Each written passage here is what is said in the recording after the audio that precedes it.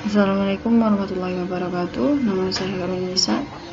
Di sini saya akan menjelaskan tentang buku ajar, mulai dari pengertian, manfaat, jenis, dan lain sebagainya. Yang pertama ada pengertian buku ajar menurut Kemendiknas nomor 36/D/O/2001 pasal 5 ayat 9.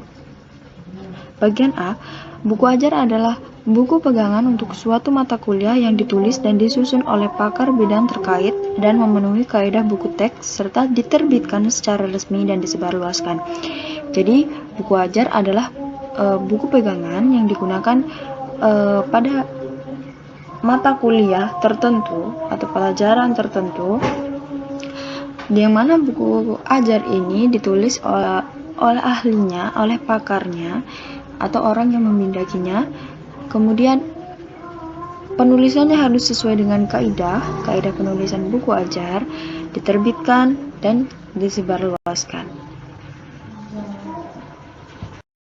Kemudian ada manfaat buku ajar versi Diknas, yaitu yang pertama membantu dosen atau guru dalam proses pembelajaran. Otomatis dengan adanya buku ajar, proses pembelajaran itu akan lebih mudah. Kedua, memudahkan penyajian materi saat pembelajaran di kelas. Ya, dengan adanya buku ajar, penyajian materi itu lebih mudah. Jadi guru atau dosen itu nggak perlu mencatat lagi di kelas gitu. Yang ketiga, membimbing mahasiswa atau siswa belajar dalam waktu yang lebih banyak. Yang keempat, mahasiswa atau siswa tidak bergantung pada dosen atau guru.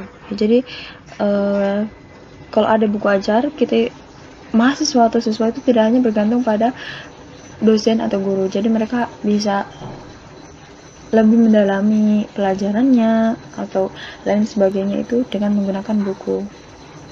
Dan yang terakhir, menumbuhkan motivasi mahasiswa dalam pengembangan diri, terutama dalam memahami materi. Ya, mungkin kalau dengan membaca buku itu kan otomatis kita lebih paham ya, bisa lebih paham. Kalau kita cuma dengerin guru atau dosen terus kita nggak paham, atau kita paham tapi setelahnya itu bisa lupa. Tapi kalau dengan adanya buku ajar, meskipun kita lupa, kita bisa ulang-ulang lagi. Selanjutnya ada jenis-jenis buku ajar. Menurut Abdul Majid, jenis buku ajar itu dikelompokkan menjadi 4, yaitu buku ajar cetak, buku ajar berbentuk audio, buku ajar dengan bentuk pandang dengar, dan buku ajar bahan ajar interaktif. Buku ajar berbentuk cetak atau print, itu contohnya ya seperti buku, modul, LKS, brosur, dan lain sebagainya. Sedangkan buku ajar dengan audio, misalnya rekaman kaset, CD audio, dan piringan hitam. Terus contohnya audiovisual itu seperti VCD, DVD, film, TV, bisa juga dari YouTube. Kemudian bahan ajar interaktif, contohnya seperti komputer, multimedia, telekonferensi, dan lain sebagainya. Kemudian selanjutnya ada buku ajar yang baik. Yang pertama, harus berisikan substansi yang memadai dan disajikan secara sistematis untuk mencapai tujuan pembelajaran. Harus berisikan bab atau subbabnya itu harus memadai, terus sistematis, nggak acak-acakan gitu. Kemudian substansi buku ajar harus sesuai dengan kurikulum ya, sekurang-kurangnya itu meliputi tujuan kompetensi atau tujuan kompetensi dasar yang ingin dicapai, metodenya, penilaian yang digunakan, dan lain sebagainya. Kemudian ketiga, penulisan buku ajar harus terorganisasi secara baik. Nah, ini dilakukan supaya tidak adanya tumpang tindih dengan buku ajar pada mata pelajaran yang lain. Buku ajar harus disusun secara sistematis dan metodologis. Di sini kaidah penulisan ilmiahnya harus diperhatikan. Yang kelima, buku ajar sebaiknya disusun dalam bahasa yang mudah dicerna dan dikuasai oleh mahasiswa atau peserta didik ya. Jadi kalimat yang digunakan itu harus efektif, sederhana gitu, terhindar dari makna ganda dan menarik ya. Selanjutnya yang keenam, bentuk, format, dan fisik bahan ajar harus memperhatikan ukuran, desain, layoutnya, isi. Kenapa harus diperhatikan semua itu ya? Bentuk, format, dan fisik bahan ajar itu harus dapat memikat ya, jadi harus menarik biar mahasiswa atau peserta didik itu berminat untuk membaca, berminat untuk mempelajari dan memiliki bahan ajar tersebut. Yang ketujuh, perkembangan kognitif pembaca perlu diperhatikan agar buku ajar dapat dibaca dengan baik oleh pembaca yang memiliki kemampuan kognitif rata-rata, namun juga dijaga agar pembaca yang cerdas tidak menjadi bosan karena tantangan yang terlalu rendah. Selanjutnya, yang nomor 8, buku ajar harus mampu mengembangkan motivasi pembacanya untuk belajar. Nah, ini harus mampu untuk menstimulasi pembaca pada apa yang sedang mereka pelajari ya. Yang 9, buku ajar harus mendorong pembaca untuk mengembangkan pola belajar mandiri. Ini bisa dikembangkan lewat ilustrasi yang tepat, relevan, dan menarik. Yang terakhir, konten buku ajar harus memperhatikan norma, nilai, etika, dan tatanan moral yang berlaku di kehidupan masyarakat. Kemudian selanjutnya ada landasan penyusunan buku ajar.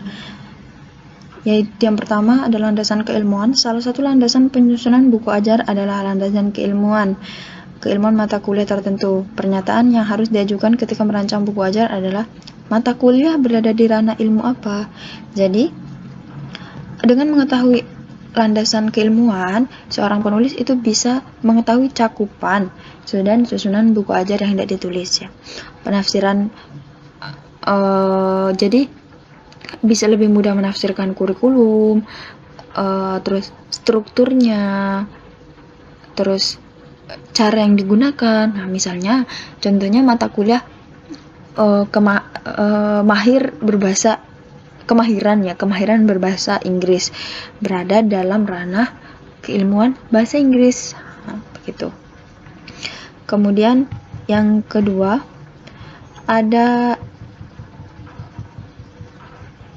landasan keterbacaan materi dan ketata bahasaan. Hal yang harus dipahami dalam menyusun buku ajar terkait dengan bagaimana materi harus diolah agar memberikan kemudahan bagi mahasiswa untuk memahaminya, dan bagaimana panjang dan suasana kata, frasa, kalimat, dan wacana tidak menyulitkan mereka. Jadi seperti yang dibahas sebelumnya ya, kalimat yang digunakan itu harus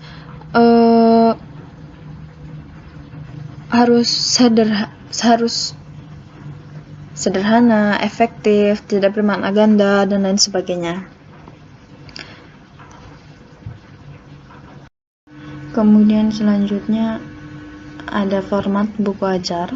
Format buku ajar yang baik itu antara lain: 1. Maksimal ukuran kertas A4 ukuran 21 cm x 29,7 cm. Dan minimal menurut Direktorat Jenderal Pendidikan Tinggi adalah ukuran A5 dengan ukuran kertas 14,8 cm x 21 cm. Yang kedua, jumlah halaman minimalnya adalah 49 halaman. Jadi paling sedikit itu 49 halaman.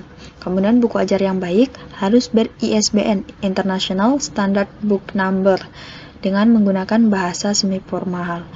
Maksudnya itu gimana? Penggunaan bahasa semi formal itu buku ajar tidak terlalu formal, karena buku ajar ini kan digunakan dalam kegiatan belajar mengajar, sehingga gaya bahasa yang digunakan bisa menggunakan bahasa lisan seperti mengajar di kelas, namun tetap mudah dipahami pembaca dengan struktur kalimat SPOK, subjek, predikat, objek, keterangan. Keempat, buku ajar yang baik juga mencantumkan TIU dan TIK, dan kompetensi disusun sesuai dengan rencana pembelajaran. Sedangkan untuk materi yang diajarkan bisa mengambil beberapa hasil penelitian untuk menambah referensi pengajaran yang masih relevan dengan pokok pembahasan. Yang terakhir, yaitu tidak kalah pentingnya adalah untuk menyertakan catatan kaki, footnote, daftar pustaka, dan indeks.